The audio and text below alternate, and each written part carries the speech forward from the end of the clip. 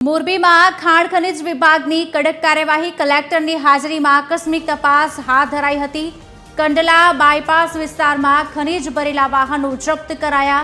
ગેરકાયદે ફેલ્સપાર સોડા અને પોટાશનો જથ્થો જપ્ત કરાયો। A&J માઇક્રોન્સ પ્રાઇવેટ લિમિટેડ સામે કાર્યવાહી કરાઈ। ટીમડી ખાતે 46,751 મેટ્રિક ટન ખનિજ સીઝ કરાયું। પ્રથમ કેસમાં ₹1 કરોડ 58 લાખનો દંડ। ધરમપુર ખાતે 31,014 મેટ્રિક ટન ખનિજનો જથ્થો મળી આવ્યો। બીજા કેસમાં ₹1 કરોડ 5 લાખનો દંડ વસૂલવાનો હુકમ।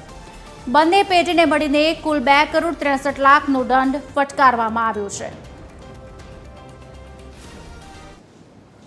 ગત 28 તારીખના રોજ માનનીય કલેક્ટર સાહેબ અને ખાણ ખનિજની ટીમ દ્વારા ધરમપુર ચોકડી પાસે આકસ્મિક તપાસ કરવામાં આવી।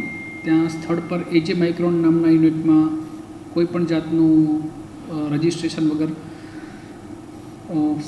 77,000 મેટ્રિક ટનથી પણ વધારે ફેલ્સપાર ખનિજનો જથ્થો ઝડપવામાં આવ્યો છે। જગ્યા પર એ જથ્થો સીઝ કરવામાં આવ્યો છે અને કસૂરદારને વિરુદ્ધ દંડકીય કાર્યવાહી ચાલુમાં છે।